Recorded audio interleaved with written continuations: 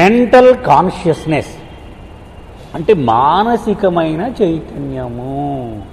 Those on the mental planes are not conscious of the gross or subtle plane. ఎవడైతే మానసిక చైతన్యము, మానసిక భూమికలలో, మానసిక భూమికలు ఎన్ని? 4, 5, 6.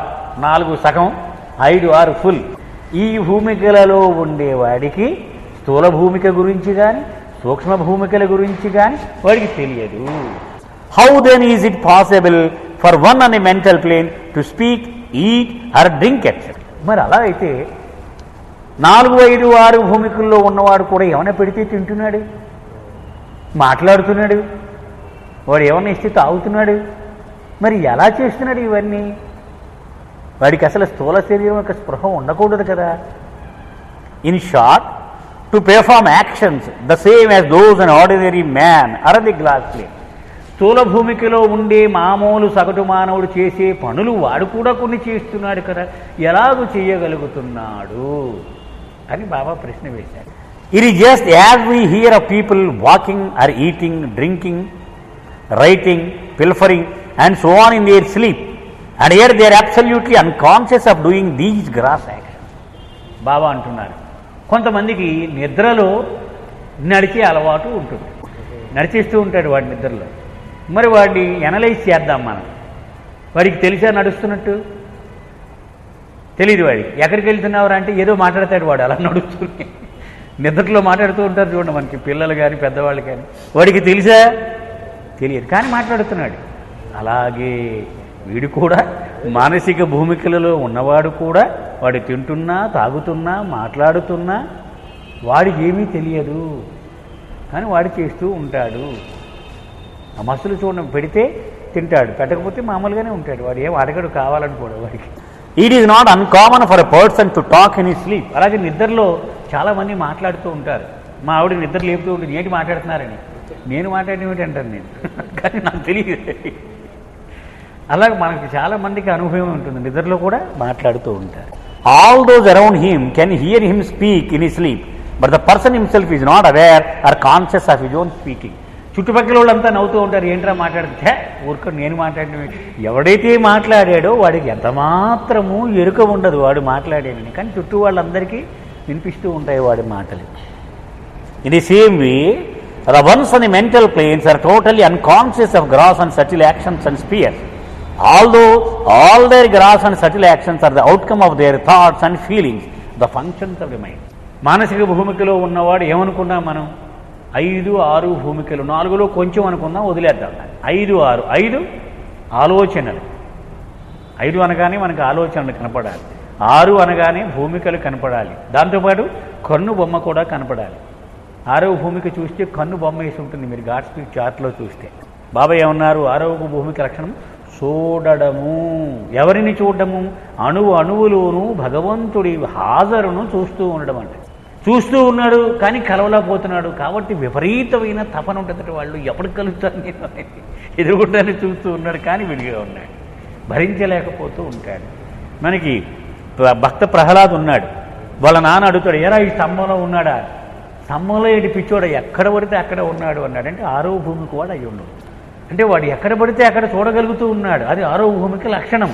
అంటే మనం ఎగ్జాంపుల్కి అనమాట, గుర్తుపెట్టుకోవడానికి ఇలా దోహదపడుద్ది అన్నమాట 6వ భూమికలో ఉన్నవాడు. అందుచేత ఈ 5, 6 భూమికలు మానసిక భూమికలలో ఉండేవాడు. 5లో ఉన్నవాడు ఆలోచనల నియంత్రణలో ఉంటాడు. 6లో ఉన్నవాడు అనుభూతుల నియంత్రణలో ఉంటాడు. కాబట్టి వాళ్ళ మనసు మాత్రమే పనిచేస్తూ ఉంటుంది, స్థూలము లేరు, సూక్ష్మము లేరు. ఆ పని చేస్తూ ఉండడానికి సంబంధించి వాళ్ళు స్థూలమైన పనులు, సూక్ష్మమైన పనులు చేస్తూ ఉంటారు. వాళ్ళకేం తెలియదు చేస్తున్నామని. ఆ అవసరాన్ని బట్టి ఇక్కడ వీడు చేస్తూ ఉంటాడు. ఉదాహరణకు బాబా ఒకసారి మండలితో కలిసి వెళ్తూ ఉన్నారు. రైల్వే స్టేషన్ దగ్గరికి వెళ్ళగానే ఒక ఇంజిన్ గుద్దేసింది ఒకటి. రక్తం మడుగులో పడి గిలగిల గిలగిల కొట్టుకుంటూ ఉన్నాడు. కొట్టుకుంటూ ఉంటే జనం అంతా మూగేశారు. బాబా చూడండి అక్కడ ఏముందో అన్నాడు. ఈ మండలం వీళ్ళంతా తోసుకెళ్ళి బాబా ఇలా ఉన్నాడు, వాడు కొట్టేసుకుంటున్నాడు, మొత్తం రక్తం ముద్దలు ముద్దలుగా ఉందన్నాడు. పదని పోదాం అన్నాడు బాబా. వీళ్ళందరూ నువ్వేంట్రా బాబు అందరూ ఇలా ఉంటే ఈయన పోదాం అంటాడు అనుకున్నారు. జనం తోసుకొని బయటకు వెళ్ళిపోయారు. వీళ్ళందరూ ఏం చేయమంటాడో బాబా వాడికి ఏమన్నా సాయం చేయమంటాడేమో అనుకుంటున్నారు వీళ్ళు. బాబా అన్న నాకు చాలా ఆకలి వేస్తుంది, వీళ్ళకి అప్పుడే మనసు పనిచేస్తుంది. వీళ్ళకి ఆకలి అలా వేస్తుంది, వాడేమో చావు బతుకుల్లో ఉన్నవాడు, వీళ్ళకేమో ఆకలి వేస్తుందండి. అర్జెంట్ ఇంకా నిలబడి నువ్వు వెళ్ళమన్నాడు. అర్జెంట్ ఆడు కూర్చుండిపోయాడు, ఆకలి వేస్తుంది, భయంకరమైన ఆకలి వేస్తుంది. పరిగెట్టాడు వాడు. మరి బాబా చెప్పిన తర్వాత తప్పదు కదా. వాడు వచ్చాడా తినేస్తున్నాడు బాబా. మిగిలిన వాళ్ళు కూడా వీళ్ళందరూ ఇదే అంటారా బాబు, ఇప్పుడు ఇంత అర్థంతరంగా ఈయనకి ఆకలేడు ఏమిటి, వాడక్కడ కొట్టుకుంటూ ఉన్నాడు అనుకుంటున్నారు మేడం. వాడు వచ్చాడు, మొత్తం రాగానే టకటకటి మొత్తం తినేసాడు. బాబా తన జీవితంలో అంత ఆత్రంగా తిన్నది ఆ రోజేనేది. ఆ మండలి వాళ్ళు చెప్తారనమాట. తినేసిన తర్వాత వాడు ఎలా ఉన్నాడో చూసిరండి అన్నాడు. వాడు చూస్తే లేచి కూర్చుని సోడా తాగుతాడు. వాడు సోడా తాగుతున్నాడు వాడు. అప్పుడు పదని పోదాం పర్లేదు ఇంక వాడికి అన్నారు బాబు. అంటే ఏంటనమాట, ఆయన భూమికలలో పనిచేస్తూ ఉన్నప్పుడు ఆ అవసరాలను బట్టి తినడం తాగడం ఇవన్నీ నడుస్తూ ఉంటాయి. అవి ఆయన కోసం చేసిన పనులు కావు. మస్తులు కూడా అంతే. ఆ మానసిక భూమికలలో ఉండేవాళ్ళు ఆ మనస్సును నియంత్రణ చేసేటువంటి పనిలో భాగంగా, లేక అనుభూతులను నియంత్రించే పనిలో భాగంగా స్థూలమైన పనులు కానీ సూక్ష్మమైన పనులు కానీ చేస్తూ ఉంటారు. మనకు తెలియక అజ్ఞానంలో మనం డిసైడ్ చేసేస్తూ ఉంటాం ఆయన యాక్షన్స్ని. ఇది పనికి మాలిన యాక్షన్, ఇది పనికి వచ్చే action. Those on the mental planes while controlling the thoughts and consequent actions of others on the subtle and gross planes are themselves not conscious of their own gross and subtle action. యాక్చువల్గా మానసిక భూమికలలో ఉండేవాడంటే 5వ భూమిక వాడు అనుకున్నాం. వాడు మిగిలిన 2 భూమికలు ఉన్నాయి కదా, స్థూల భూమిక సూక్ష్మ భూమిక. ఆ భూమికలలో ఉండేటువంటి మనుషుల యొక్క ఆలోచనలను నియంత్రిస్తూ ఉంటారు. ఉదాహరణకు ఎరిక్ అని ఒకడున్నాడు.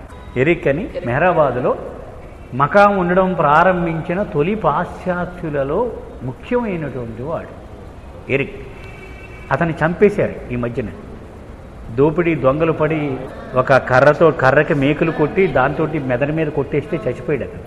అతను భార్య హెదర్ నాడెల్ ఇప్పుడు ఉంది, ఆవిడ ట్రస్ట్ మెంబర్. ఆవిడ మనం ఒక 5 నిమిషాలు మాట్లాడితే ఆవిడతోటి అసలు అటువంటి మనిషి సృష్టిలో ఉంటాడా, ఆవిడ గురించి ఒక అమెరికన్ రాశాడు. అహము ఇసుమంతా కూడా లేని మనిషిని తొలిసారి ఆవిడలో నేను చూశాను అన్నాడు. ఎరిక్ అనేవాడు మెహరాబాద్ వచ్చిన దగ్గర నుంచి మహమ్మద్ మస్తు యొక్క సంరక్షణ చూసుకునేది. ఆవిడ కూడా అతని భార్య, వీళ్ళిద్దరూ కలిసి మహమ్మద్ మస్తు చంటి పిల్లలాగే లెటర్ని తీసుకెళ్ళడము, క్లీన్ చేయడము, స్నానం చేయించడము, బట్టలు మార్చడము, షేవ్ చేయడము, అతనికి తిండి పెట్టడము, ఇదంతా ఖరాబ్ చేసుకుంటే క్లీన్ చేయడము, బట్టల మీద లెటర్కి వెళ్ళేస్తే అదన్నీ ఉతకడము.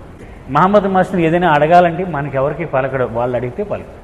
అంటే కొంతవరకు మనం భూమికి దగ్గరగా వచ్చి మాట్లాడగలుగుతాడు అనమాట వాళ్ళతో. ఎందుకంటే వాళ్ళతో చనువు ఉంది. అతను చాలా మేధావి. యాజ్ ఎ స్టూడెంట్ ప్రొఫెసర్స్ అందరూ నిర్ఘాంతపోయేవారు అతని తెలివితేటలకి. అతను ఎప్పుడైనా అమెరికా వెళితే అక్కడ యూనివర్సిటీకి వెళ్ళి ప్రొఫెసర్స్ని కలిస్తే వాళ్ళందరూ మీటింగ్ పెట్టేవారు. ఇతను వచ్చాడని వాళ్ళు అడిగారట, నువ్వు ఏం చేస్తున్నావు అని అడిగారు. వాళ్ళంతా ప్రొఫెసర్స్, రీసెర్చ్ స్కాలర్స్ ఉన్నారు. ఇతనంటే చాలా గౌరవం. ఏం చెప్పాలి, మస్టంటి వాళ్ళకి తెలియదు, ఎవరో పిచ్చివాడి సంరక్షణ చేస్తున్నానని చెప్పాలి అంతే. అని చెప్తే ఏమనుకుంటారో వాళ్ళు, పిచ్చివాడి చెడి వేట ఇంత దూరం ఇంకో దేశం వెళ్ళి, దేశంగానే దేశం వెళ్ళి పిచ్చాడికి ఊరిగించేడి వేటి అనుకుంటారు. అందుకని అతను అనుకున్నాడట, ఓ మహమ్మద్, నువ్వు 5వ భూమికి వాడివి కదా బాబా చెప్పిన ప్రకారము, కాబట్టి వీళ్ళ మైండ్స్లో నువ్వే వాళ్ళకి చెప్పు అనుకున్నాడు. అనుకోగానే 2 ప్రొఫెసర్స్ వెక్కి ఏడడం మొదలుపెట్టారట. అదేంటి, ఏమిటైందంటే, మాకు తెలియనటువంటి దివ్యానందము మా మనసుల్లో వచ్చేసిందిరా బాబు, నువ్వేం చెప్పక్కర్లేదు, మాట్లాడద్దు అని ఇతని ఎంబరేజ్ చేసుకొని అతనికి విందు భోజనం పెట్టి వెళ్ళిపోయారు. 5వ భూమికి వాడు ఎదటి వాళ్ళ యొక్క ఆలోచన సరళిని అతను ప్రభావితం చెయ్యగలడు. ఎలాగ ఆలోచించాలో మనం కథల్లో పురాణాల్లో అనుకుంటూ ఉంటాం. చీమ తపస్సు చేస్తోంది, తాచుపాము చూస్తే కాటేగానే చచ్చిపోవడం ఏంటి, నేను కాటేస్తే అసలు భయపడకుండా ఉండడం ఏంటి, దేవుడితో తేల్చుకుందామని అది కూడా ఘోరమైన తపస్సు చేసింది. ఆ తపస్సు చేసినప్పుడు ఆ భగవంతుడు ప్రత్యక్షమై నీకేం కావాలి అని అడిగాడట.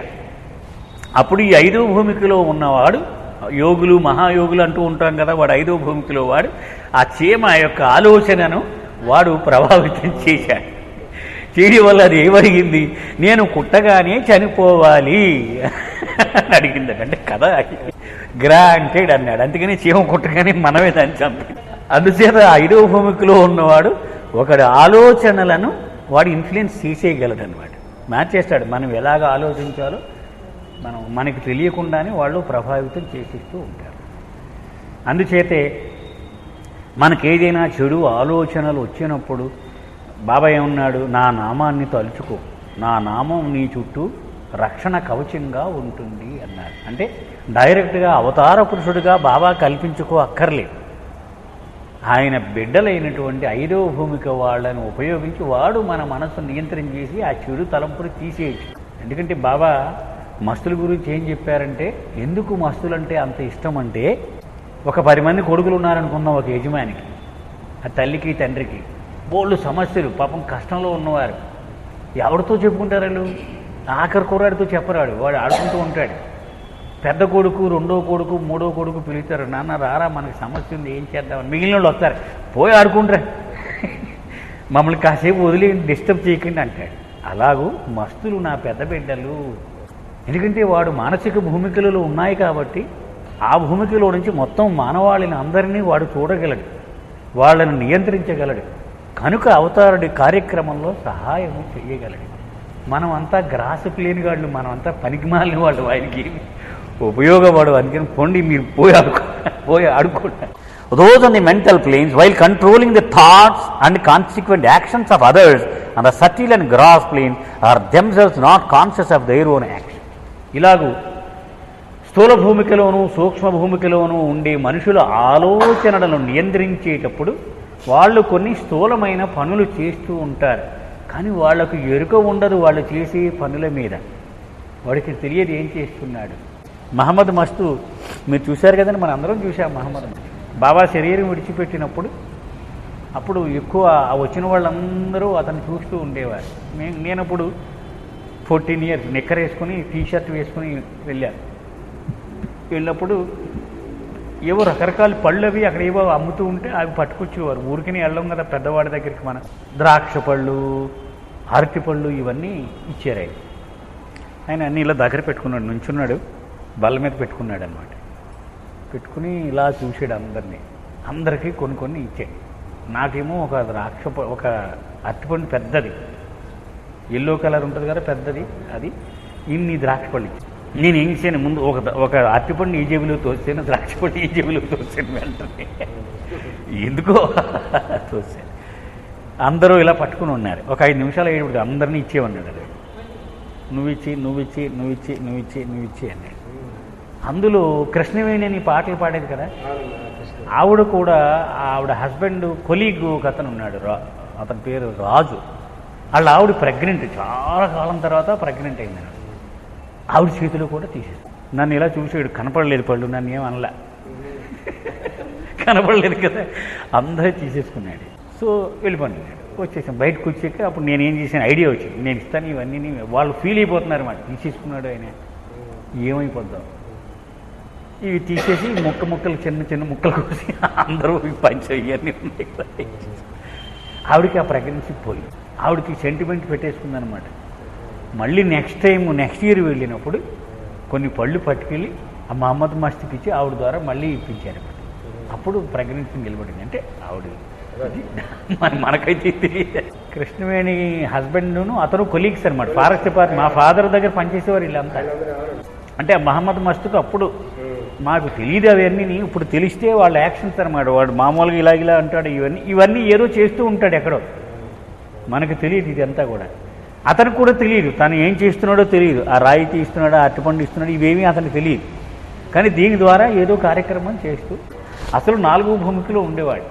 ఉన్నప్పుడు షీలా చిన్నపిల్ల ఆడుకుంటూ ఉంటే పిలిచేసేవాడు అనమాట, బాబుజీ కూతురు. పిలిచేసి ఒక గీత గీసి అక్కడ నిలబడి మనవాడు కొన్ని గంటలు అలా ఉండిపోయాడు.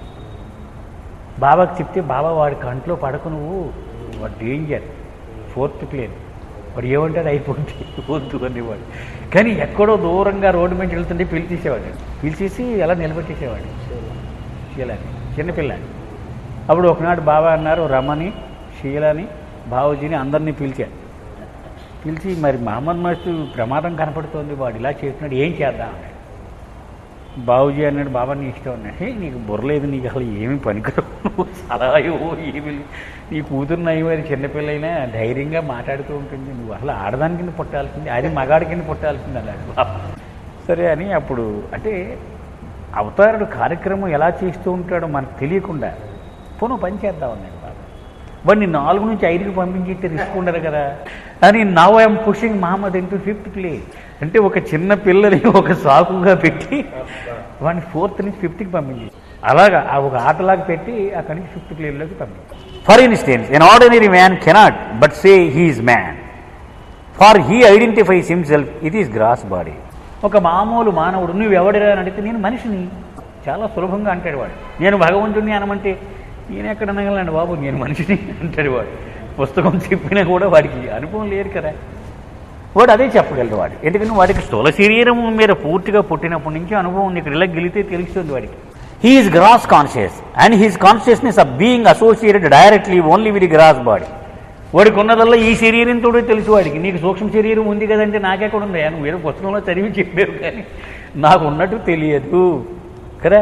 మానసిక శరీరం తెలియదు, ఇవన్నీ వింటున్నాం అంతే మనం. బట్ ఇది ఉందని తెలుస్తుంది నాకు, వెళితే తెలుస్తుంది నాకు. చిన్నప్పటి నుంచి దీంతో అనుబంధం ఉంది నాకు. Another who is on the subtle plane cannot but identify himself with ఈ సటిల్ బాడీ. అలాగే సూక్ష్మ ప్రపంచంలో సూక్ష్మ శరీరంతో ఉండేవాడిని నీ గ్రాస్ బాడీ ఉందో అంటే నాకెక్కడ ఉందో. మనకి ఎవరు కనపడుతున్నారు? స్థూల చైతన్యము ఉన్నటువంటి మనుషులే కనపడుతున్నారు మనకు, స్థూల శరీరాలే కనపడుతున్నాయి. కానీ నాకే కనుక సూక్ష్మ శరీరము ఉంటే ప్రపంచం అంతా సూక్ష్మ శరీరాలే కనపడతాయి నాకు. అసలు స్థూల శరీరాలు కనపడవు నాకు అసలు. అలాగే నాకు మానసిక శరీరం, మానసిక చైతన్యం ఉంటే మానసిక శరీరాలే కనపడతాయి నాకు. అంటే ఆ కళ్ళద్దాలు పెట్టేసుకుంటాడు అనమాట వాడు. ఆ కళ్ళద్దాల్లోంచి వాడికి అంతా అదే ప్రపంచం కనపడుతూ ఉంటుంది వాడికి. దిస్ మైండ్ personified ఆత్మ of the mental plane who as mana cannot by any remotest possibility ever identify itself with prana or sharira is only dissociated from the gross and subtle body and cannot experience the gross and subtle plane. అలాగే మానసిక చైతన్యం ఉన్నవాడికి అసలు స్థూల శరీరం ఉందంటే ఛీ ఎక్కడుంది, నేను ఎక్కడ చూడగలుగుతున్నాను. అలాగే సూక్ష్మ శరీరం లేదు, వాడు నమ్మడు. మనం ఎలాగైతే మిగిలిన 2 శరీరాల గురించి చెప్తే అర్థం కాదు, వాడికి కూడా అది ఒక్కటే ఉంటుంది వాడికి, ఈ మిగిలిన 2 తెలియదు వాడికి. For example let us imagine India as representing the gross world. బాగా ఎగ్జాంపుల్ చెప్తున్నారు. భారతదేశము ఇది ఒక స్థూల శరీరము, స్థూల ప్రపంచము, స్థూల చైతన్యముతో కూడింది అనుకుందాం. England as the subtle world, అలాగే ఇంగ్లాండ్ని సూక్ష్మ ప్రపంచము అనుకుందాం. America as the mental world, అమెరికాను మానసిక ప్రపంచము. 3 ప్రపంచాలు, India, England, America. If a man is in India he has full consciousness of India and he's totally no consciousness of England and America. అలాగే ఒకడు భారతదేశంలో ఉన్నాడంటే వీడు దేన్ని చూస్తాడు? భారతదేశాన్నే చూస్తాడు. ఇండియా గురించి మాట్లాడితే వాడికి అర్థమైంది భాష అంతా. అక్కడ తుఫాను వస్తుంది మెడ్రాస్ దగ్గర అంటే మెడ్రాస్ అంటే వీడికి తెలుసు, మ్యాప్లో ఈస్టర్న్ బార్డర్లో తూర్పు దేశంలో భారతదేశంలో ఉంది ఆ మూల అని వీడికి తెలుసు పూర్తిగా. మరి has no consciousness of England and America. అలాగే ఇంగ్లాండ్ గురించి మాట్లాడితే నాకేం తెలిసింది, నేను ఎప్పుడు వెళ్ళేనని తెచ్చాను. అలాగే అమెరికా గురించి అడిగితే నాకేం తెలుసు. When A goes to England he obviously neither in India nor in America. అలాగే వీడు ఇంగ్లాండ్ వెళ్ళి అక్కడ మకాం ఉన్నాడు అనుకుందాం. వాడికి ఇండియా గురించి అడిగితే ఎప్పుడు వదిలేసాను నేను ఇండియా, అమెరికా అంటే నేను వెళ్ళలేదంటాడు. కాబట్టి వాడికి ఇంగ్లాండ్ గురించి he is now entirely removed from these 2 places. అంచేత ఎక్కడ ఉంటే మిగిలిన 2 ప్లేసెస్ గురించి వాడికి ఏమాత్రము సంబంధం కానీ అనుబంధం కానీ లేదు. Similarly when A goes to America he is neither in India nor in England. అలాగే ఎక్కడ ఉంటే వాడికి అదొకటే తెలుసు, మిగిలిన 2 తెలియవు. Again consciousness may be compared to the light from a flash or a torch. ఈ చైతన్యము అనేటువంటి దాన్ని ఒక స్పార్క్, ఒక లైట్ నుంచి, టార్చ్ నుంచి వచ్చేటువంటి ఒక కిరణంతో పోలుస్తున్నారు బాబా. The area illumine by the light or the torch represents the particular plane of consciousness. ఇలా టార్చ్ వేస్తే ఆ కాంతి కిరణము పడేటువంటి ఆ బాట, కాంతి బాటను అది భూమిక అనవచ్చు. Imagine 3 regions station at increasing distance from you termed MSG. అంటే మెంటల్, సటిల్, గ్రాస్ 3 దూరంగా ఉన్నాయనుకో, 3 గోళాలు. నీ దగ్గర ఒక టార్చ్ ఉందనుకో.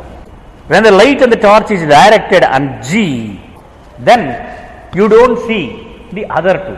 మనం అనుకున్న ఎగ్జాంపుల్ 3 బాల్స్ పెట్టాం కదా, బ్లూ, గ్రీన్, రెడ్. దేని మీద లైట్ పడితే అది ఒక్కటే ఉంది, మిగిలినవి ఉన్నాయంటే లేవు, వాడికి లేవు.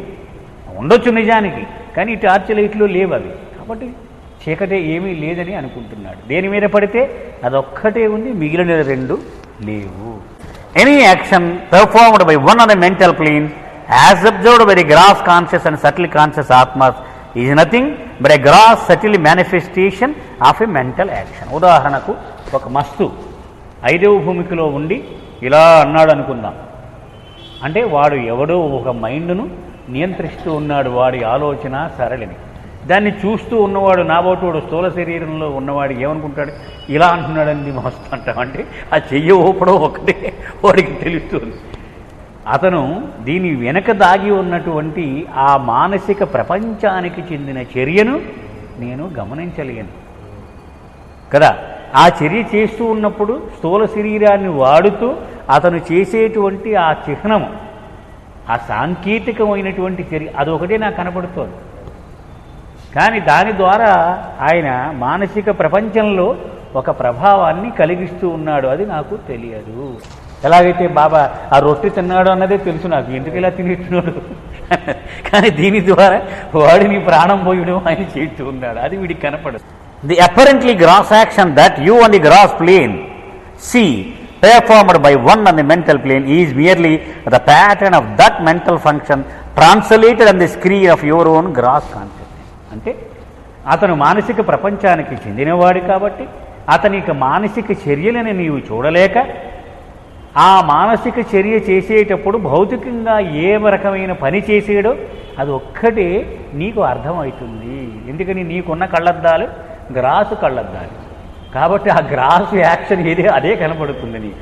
దాని వెనక దాగినటువంటి ఆ మానసిక ఫలితము నీకు కనపడదు, నీకు ఈ గ్లాసెసే ఉన్నాయి. Hence the one on the mental plane totally dissociated with the gross and subtle does not speak, does not eat, does not drink in the sense of a gross plane man.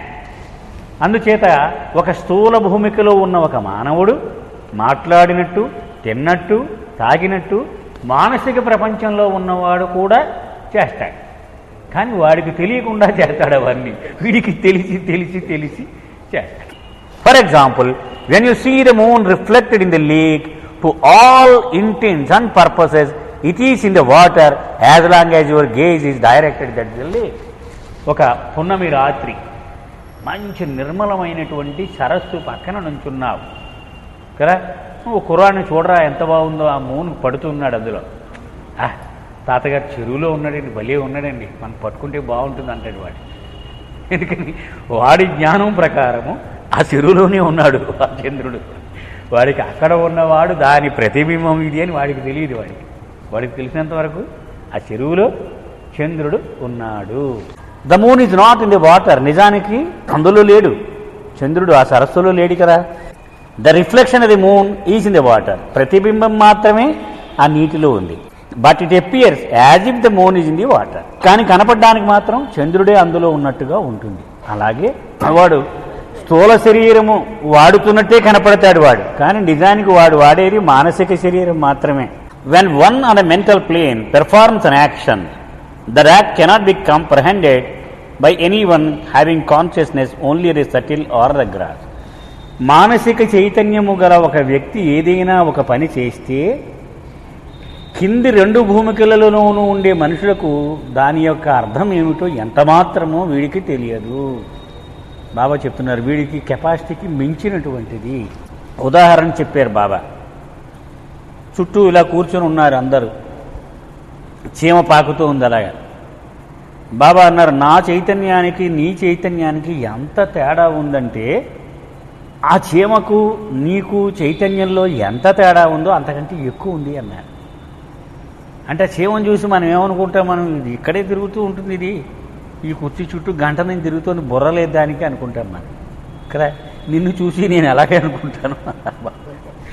ఎందుకని ఆయన చైతన్య స్థాయితో పోలిస్తే మన చైతన్యం చాలా చిన్నది. అలాగే మానసిక చైతన్యం ఉన్నవాడు వాడి పరిస్థితి వీడికి ఏం అర్థం అవ్వదు. స్థూల చైతన్యం కానీ సూక్ష్మ చైతన్యం ఉన్నవాడికి ఏమీ తెలియదు. In short, the function of mind of one on the mental planes, when received by you on the gross plane, comes through the channel of your gross consciousness and reaches you in the shape or movement familiar to your range of awareness and capacity of comprehension. బాబా చెప్తున్నారు, మానసిక చైతన్యంలో మనసును నియంత్రించేటువంటి ఒక ఆత్మ నీకు ఒక సందేశం పంపించాడు అనుకో, నీకు తెలియదు. అది పంపించినప్పుడు అది నీకు అర్థమయ్యే రీతిలోనే వస్తుంది. అది కానీ దాని యథాతథమైనటువంటి స్థాయిలో రాదు. నీకు తెలిసేలాగూ ఏదో ఒక కారణంగా అది వస్తుంది. ఇది దీని సారాంశము అంటున్నారు. మనం సంజయ్ కథ చెప్పుకున్నాం కదా, జ్ఞాపకం ఉంది కదా. డి హాస్టల్ అతను చచ్చిపోయాడు. డి హాస్టల్ సంజయ్ ఉన్నాడు కదా, అతను ఇక్కడికి వచ్చిన ఒక కథ చెప్పాడు, గుర్తులేదు. అతను చనిపోయాడు. చనిపోయి కొన్ని గంటలు బాడీ నుంచి బయట ఉన్నాడు. కానీ తర్వాత బాబా పంపించేశారు, పోరా బాబు బాడీలోకి, నీకు ఇంకా టైం ఉంది అని. అతను అప్పుడు ఏ అనుభవం పొందాడో అది మనకు ఉపయోగపడుద్ది అనమాట. అతను బాబా పక్కన కూర్చున్నాడు, కానీ వీళ్ళందరూ వాడి బాడీని చూసి బాధపడుతున్నారు. వీళ్ళందరినీ చూస్తున్నాడు వాడు, కానీ వాడు అక్కడ ఉన్నాడని వీళ్ళెవరికీ తెలియదు. అలాగే కానీ బాబా చెప్తున్నారట, ఒరే ఫోను అందులో కడితే బాబా లేదు, నీ దగ్గరే ఉంటానంటున్నాడట. అప్పుడు బాబా అన్నారట, లేదురా బాబు నువ్వు పోవాలి అని, ఇక్కడ ఎవడైనా కొడితే బాగుండును నిన్ను, అందులోకి పోతావు నువ్వు అన్నట్ట బాబా ఇతరుతో. అనగానే అప్పుడు అక్కడ కూర్చున్న వాళ్ళు సడన్గా ఒకరికి అనిపించిందట, వీడికి ఇక్కడ కొట్టి చూద్దామని. వాడు లేచి ఆ బాడీ దగ్గరికి వెళ్ళి ఇక్కడ కొట్టి చూద్దాం అనిపిస్తుంది నాకు అన్నట్టు. అంటే ఏంటి, బాబా అనుకున్న తర్వాత వాడికి అనిపించింది అనుకుంటాడు, కానీ యథార్థానికి అక్కడి నుంచి వచ్చిందనమాట అది. కానీ వాడికి ఏమనిపించింది, నాకే ఈ ఆలోచన వచ్చింది అని అనుకుంటాం. కానీ నిజానికి అది వాడికి వచ్చిన ఆలోచన కాదు, ఇంకొక చోట నుంచి ప్రేరేపిస్తే వీడికి అలాగో అనిపించిందనమాట. అలాగే 5వ భూమికలో ఉన్న ఒక ఉన్నతమైన ఆత్మ మన మనసును నియంత్రించాలన్నప్పుడు ఆయన అక్కడి నుంచి సందేశం పంపిస్తాడు. అప్పుడు మనకి సడన్గా నాకు ఇప్పుడు ఇలాగ అనిపించిందండి, చూద్దాం ఏమవుద్దు అని నేనే కనిపెట్టినట్టుగా నేను అనుకుంటున్నాను. అది బాబా చెప్పేది. ఈ స్థూల చైతన్యంలో ఉన్నవాడు తనకే సహజంగా వచ్చింది అన్నట్టుగా ఆ సందేశం వస్తుంది, కానీ యథార్థానికి అక్కడి నుంచి వచ్చిందన్న విషయం వీడికి తెలియదు. ఇప్పుడు భలే ఐడియా వచ్చిందండి నాకు అని నేను అనుకుంటాను అంతే, కానీ యథార్థంగా అక్కడి నుంచి వచ్చినటువంటిది ఇది తెలియదు.